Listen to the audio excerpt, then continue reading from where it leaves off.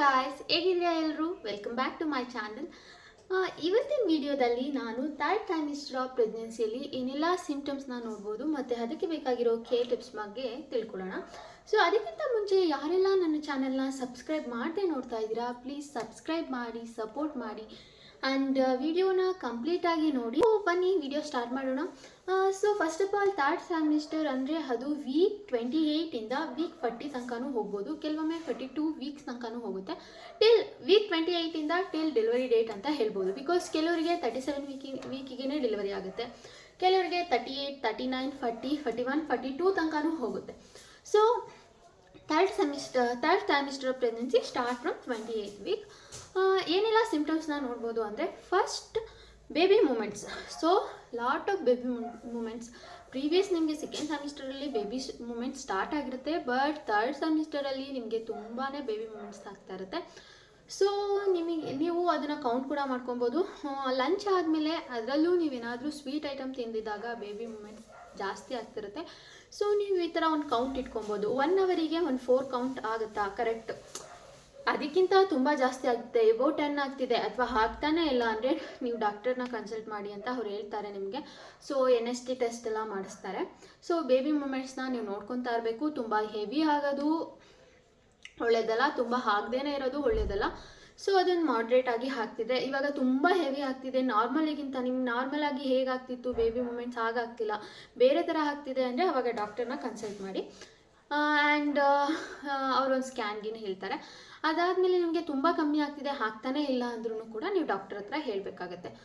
Baby ಮೂಮೆಂಟ್ಸ್ನ ನೋಡ್ಕೊಬೇಕು. And next ಬಂದು ನಿಮಗೆ ಹಾರ್ಟ್ ಬರ್ನ್ ಸ್ಟಾರ್ಟ್ ಆಗುತ್ತೆ. ಆ್ಯಕ್ಚುಲಿ ಒಂದು ಮಿಡ್ ಆಫ್ ದ ಸೆಕೆಂಡ್ ಟ್ರೈಮಿಸ್ಟರಿಂದನೇ ನಿಮಗೆ ಹಾರ್ಟ್ ಬರ್ನ್ ಸ್ಟಾರ್ಟ್ ಆಗ್ತಾ ಇರುತ್ತೆ.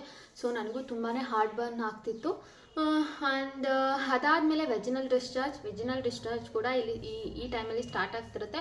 ಸೊ ಏನಾದರೂ ಹೆವಿ ವೆಜಿನಲ್ ಡಿಸ್ಚಾರ್ಜ್ ಆಗ್ತಿದೆ, ನಿಮ್ಮದು ಹಿನರ್ ತುಂಬ ವೆಟ್ ಆಗ್ತಿದೆ, 1 ಅವರ್ಗೆ ಜಾಸ್ತಿ ವೆಟ್ ಆಗ್ತಿದೆ ಲಿಮಿಟೆಡ್ ಟೈಮಲ್ಲೇ ಅಂದರೆ ಡಾಕ್ಟರ್ನ ಕನ್ಸಲ್ಟ್ ಮಾಡಿ.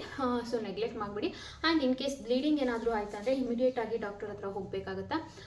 ಅದಾದಮೇಲೆ ನಿಮಗೆ ತುಂಬ ಲೆಗ್ ಕ್ರ್ಯಾಂಪ್ಸ್, ಪ್ರೀವಿಯಸ್ ಸೆಮಿಸ್ಟರಲ್ಲೂ ಕೂಡ ಬಂದಿರುತ್ತೆ, ಇವಾಗೂ ಕೂಡ ತುಂಬ ಲೆಗ್ ಕ್ರ್ಯಾಂಪ್ಸ್ ಇರುತ್ತೆ ಆ್ಯಂಡ್ ಬ್ಯಾಕ್ ಪೇನ್ ಇರುತ್ತೆ. ಇವಾಗಂತೂ ನಿಮ್ಮದು ಬೇಬಿ ವೆಯ್ಟ್ ಜಾಸ್ತಿ ಆಗ್ತಾ ಹೋಗುತ್ತೆ. ಸೊ ಬೇಬಿ ವೆಯ್ಟ್ ಜಾಸ್ತಿ ಆಗ್ತಿದ್ದಂಗೆ ನಿಮ್ಮದು ಹೊಟ್ಟೆ ಜಾಸ್ತಿ ಬರ್ತಿದ್ದಂಗೆ ನಿಮ್ಮ ಬ್ಯಾಕಿಗೆ ತುಂಬ ಪೇಯ್ನ್ ಸ್ಟಾರ್ಟ್ ಆಗುತ್ತೆ. ಸೊ ಬ್ಯಾಕ್ ಪೇಯ್ನ್ ಜಾಸ್ತಿ ಇರುತ್ತೆ ಈ ಟೈಮಲ್ಲಿ.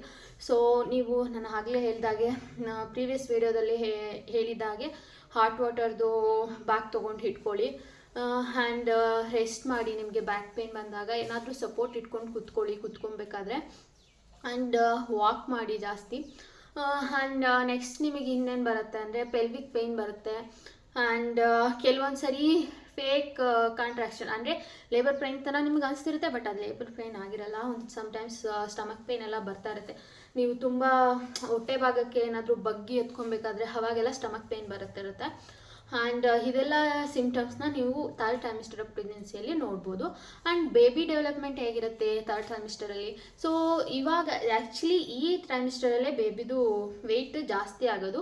So is around delivery time ಅಷ್ಟರಲ್ಲಿ ಅರೌಂಡ್ 2.5 to 3.5. ಕೆಲವೊಂದು ಬೇಬಿ 4 kg ಇರುತ್ತೆ. ನನ್ನ ಬೇಬಿ ಹುಟ್ಟಿದಾಗ 3.9 kg ಇತ್ತು. ಆ್ಯಂಡ್ ಅದಾದಮೇಲೆ ನಿಮ್ಮದು ಬೇಬಿದು ಬೇರೆ ಗ್ರೌತ್ಸ್ ಎಲ್ಲ ಆ್ಯಕ್ಚುಲಿ ಟಿಲ್ 37 ವೀಕ್ ತನಕ ಬೇಬಿ ಗ್ರೋತ್ ಆಗುತ್ತೆ. ಅದಾದಮೇಲೆ ಏನು ಯಾವಾಗ ಬೇಕಾದರೂ ನಿಮಗೆ ಡೆಲಿವರಿ ಆಗ್ಬೋದು.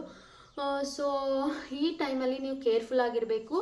ಇದು ಕ್ರಿಷಿಯಲ್ ಟೈಮ್ ಅಂತಲೇ ಹೇಳ್ಬೋದು ನಿಮ್ಮದು ಥ್ರೂಔಟ್ ಪ್ರೆಗ್ನೆನ್ಸಿಯಲ್ಲಿ. ಯಾವಾಗ ಬೇಕಾದರೂ ಡೆಲಿವರಿ ಆಗ್ಬೋದು, ಸೊ ಹೇಳೋಕ್ಕಾಗಲ್ಲ. ಆ್ಯಂಡ್ ನೆಕ್ಸ್ಟ್ ಬಂದು ಇನ್ನೇನು ಸಿಂಪ್ಟಮ್ಸ್ ಬರುತ್ತೆ ನಿಮಗೆ. ಆ್ಯಂಡ್ ಯಾವ ರೀತಿ ಫುಡ್ ತೊಗೊಬೇಕು ಇದರಲ್ಲಿ, ಯಾವ ರೀತಿ ಫುಡ್ ಥರ್ಡ್ ಟ್ರೈಮಿಸ್ಟರಲ್ಲಿ ಯಾವ ರೀತಿ ಫುಡ್ ತೊಗೋಬೇಕು? ಫ್ರೂಟ್ಸ್ ತೊಗೊಳ್ಳಿ. ಫ್ರೂಟ್ಸ್ ಗಾವಾ ತೊಗೊಬೋದು, ಕಿವಿ ಫ್ರೂಟ್ ತೊಗೊಬೋದು, ಪೊಮೊಗ್ರಾನೇಟ್ ತೊಗೊಬೋದು. ಆ್ಯಂಡ್ ಈ ಫ್ರೂಟ್ಸ್ ಎಲ್ಲ ತೊಗೊಳ್ಳಿ. ಪಪಾಯ ಮತ್ತು ಪೈನಾಪಲ್ ಮತ್ತು ಗ್ರೇಪ್ಸ್ನ ಅವಾಯ್ಡ್ ಮಾಡಿ, ಬೇರೆ ಫ್ರೂಟ್ಸ್ ಎಲ್ಲ ತೊಗೊಬೋದು.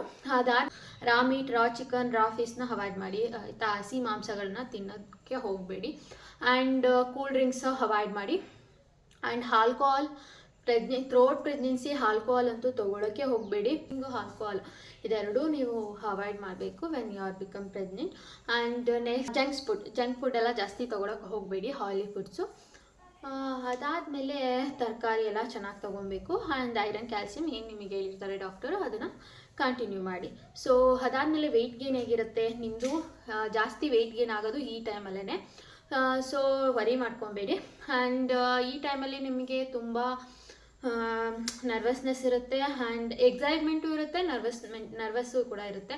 ಸೊ ಪ್ಯಾನಿಕ್ ಆಗೋಕ್ಕೆ ಹೋಗಬೇಡಿ. ಯಾವಾಗಲೂ ನಿಮಗೆ ಯಾರು ತುಂಬ ಕೇರ್ ಮಾಡ್ತಾರೆ ಅವ್ರ ಜೊತೆ ಇರೋಕ್ಕೆ ಟ್ರೈ ಮಾಡಿ. ಬಿಕಾಸ್ ನಿಮಗೆ ಏನೇನೋ ಥಾಟ್ಸ್ ಬರ್ತಿರುತ್ತೆ, ಅದನ್ನೆಲ್ಲ ನೀವು ಅವ್ರ ಹತ್ರ ಶೇರ್ ಮಾಡಿಕೊಂಡ್ರೆ ನಿಮ್ಮ ಮನಸ್ಸು ರಿಲೀಫ್ ಆಗುತ್ತೆ. ಆ್ಯಂಡ್ ಎಕ್ಸಸೈಸ್ ಏನು ಮಾಡಬೇಕು ಈ ಟೈಮಲ್ಲಿ ಅಂದರೆ, ವಾಕಿಂಗ್ ಮಾಡಿ, ಲೈಟ್ ಜಾಗಿಂಗ್ ಮಾಡಿ, ಸ್ವಿಮ್ಮಿಂಗ್ ಮಾಡಿ, ಆ್ಯಂಡ್ ಒಂದು ಸ್ವಲ್ಪ ವೆಯ್ಟ್ ಲಿಫ್ಟಿಂಗ್ ನಿಮಗೆ ಆಗೋ ಥರದ್ದು ಎಕ್ಸಸೈಸ್ ಮಾಡ್ಬೋದು. ಆ್ಯಂಡ್ ಬಟರ್ಫ್ಲೈ ಎಕ್ಸಸೈಸ್ ಮಾಡಬೇಕು ಈ ಟೈಮಲ್ಲಿ.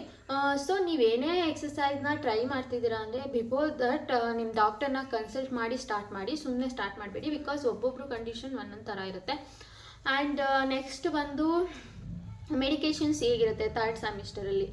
ಸೊ ಈ ಟೈಮಲ್ಲಿ ಮೆಡಿಕೇಷನ್ಸ್ ಬಂದು ನೀವು ಎವ್ರಿ 2 ವೀಕ್ಸ್ ಹೋಗಬೇಕು ಟಿಲ್ 36 ವೀಕ್ ತನಕ. ಎವ್ರಿ 2 ವೀಕ್ಸ್ ಹೋಗಿ 28th ವೀಕಿಂದ 36 ವೀಕ್ವರೆಗೆ. ಅದಾದಮೇಲೆ ವೀಕ್ಲಿ ಒನ್ಸ್ ಹೋಗಿ.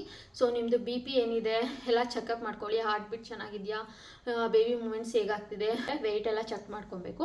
ಆ್ಯಂಡ್ ಈ ಟೈಮಲ್ಲಿ ಸ್ವಲ್ಪ ವೆಯ್ಟ್ ಗೇನ್ ಬಗ್ಗೆ ಲಿಮಿಟ್ ಇರಲಿ. ಸೊ ಅವಾಯ್ಡ್ ಮಾಡಿ ರೈಸ್ ಐಟಮ್ಸ್ನ ಜಾಸ್ತಿ ತಿನ್ನೋಕೆ ಹೋಗಬೇಡಿ. ವೆಯ್ಟ್ ತುಂಬ ಜಾಸ್ತಿ ಆದರೆ ನಿಮಗೆ ನಾರ್ಮಲ್ ಡೆಲಿವರಿಗೆ ಸ್ವಲ್ಪ ಕಷ್ಟ ಆಗುತ್ತೆ. ಸಜೆಷನ್ ಏನಂದರೆ, ಸೊ ಪ್ರೆಗ್ನೆನ್ಸಿ ಫಿಲ್ಲರ್ ಯೂಸ್ ಮಾಡಿ, ಆವಾಗ ಹೊಟ್ಟೆ ಮೇಲೆ ಪ್ರೆಷರ್ ಬಿಡೋದು ಕಡಿಮೆ ಆಗುತ್ತೆ. ಸೊ ನಿಮ್ಮ ಸ್ಲೀಪ್ದು ಚೆನ್ನಾಗಿ ಮಾಡ್ಬೋದು. ಫ್ರೀಕ್ವೆಂಟ್ ಯೂರಿನೇಷನ್ ಆಗ್ತಾ ಇರುತ್ತೆ. ಸೊ ನೀವೇನು ಮಾಡಬೇಕು, before going to the bed ಜಾಸ್ತಿ ನೀರು ಕುಡಿಯೋದನ್ನ ಅವಾಯ್ಡ್ ಮಾಡಿದರೆ ಸ್ವಲ್ಪ ನಿಮ್ಮದು ಸ್ಲೀಪ್ ಚೆನ್ನಾಗಾಗುತ್ತೆ. ಅದಾದಮೇಲೆ ಫ್ಲ್ಯಾಟ್ ಸ್ಲಿಪ್ಪರ್ನೇ ವೇರ್ ಮಾಡಿ, ಹೀಲ್ ಸ್ಲಿಪ್ಪರ್ ಹಾಕೊಂಬೇಡಿ. ಆ್ಯಂಡ್ ಕಂಫರ್ಟಬಲ್ ಕ್ಲಾತಸ್ನ ಯೂಸ್ ಮಾಡಿ. ನೆಕ್ಸ್ಟ್ ಬಂದು ಯಾವಾಗ ಬೇಕಾದರೂ ನಿಮಗೆ 37 ವೀಕ್ ಆದಮೇಲೆ ಲೇಬರ್ ಪೇನ್ ಸ್ಟಾರ್ಟ್ ಆಗ್ಬೋದು. ಸೊ ಅವಾಗದು ವಾಮಿಟಿಂಗ್ ಆಯಿತು, ಇನ್ ಕೇಸ್ ಲೂಸ್ ಮೋಷನ್ ಆಯಿತು, ಮತ್ತು ನಿಮಗೇನಾದರೂ ವೆಜನಲ್ ಡಿಸ್ಚಾರ್ಜ್ ಜಾಸ್ತಿ ಆಗ್ತಿದೆ, ಬ್ಲೀಡಿಂಗ್ ಆಗ್ತಿದೆ ಅಂದರೆ ಇಮಿಡಿಯೇಟಾಗಿ ಆ ಡಾಕ್ಟರ್ನ ಕನ್ಸಲ್ಟ್ ಮಾಡಿ.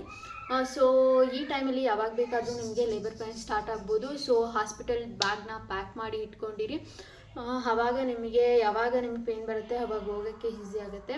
And B positive. ನಿಮಗೆ ತುಂಬ ನರ್ವಸ್ನೆಸ್ ಇರುತ್ತೆ, ತುಂಬ ಎಕ್ಸೈಟ್ಮೆಂಟು ಕೂಡ ಇರುತ್ತೆ, ತುಂಬ ಏನೇನೋ ಭಯ ಆಗ್ತಿರುತ್ತೆ. ಸೊ ಹೆದ್ರುಕೊಳ್ಳೋಕೆ ಹೋಗಬೇಡಿ, ಖುಷಿಯಾಗಿರಿ.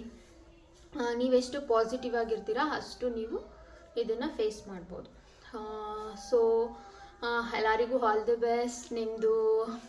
ನಿಮಗೆ ಒಳ್ಳೆಯದಾಗಲಿ, ಬೇಬಿ ಮತ್ತು ನೀವು ಇಬ್ಬರು ಆರೋಗ್ಯವಾಗಿರೋಂಗೆ ಆಗಲಿ. So video first semester and second ಸೆಮಿಸ್ಟರ್ದಿದೆ, ಚೆಕ್ ಮಾಡಿ. ನಂದು ನೆಕ್ಸ್ಟ್ ವಿಡಿಯೋದಲ್ಲಿ ಲೇಬರ್ ಪೇಯ್ನ್ ಮತ್ತು ಡೆಲಿವರಿ ಹೇಗಾಗುತ್ತೆ, ಸಿಸರಿನ ನಾರ್ಮಲ್ಲ, ಅದನ್ನು ನೆಕ್ಸ್ಟ್ ವಿಡಿಯೋದಲ್ಲಿ ನಾನು ಶೇರ್ ಮಾಡ್ಕೊತೀನಿ. ಸೊ ಈ ವಿಡಿಯೋದ ನೋಡಿದ್ದಕ್ಕಾಗಿ ಧನ್ಯವಾದಗಳು. Thank you all.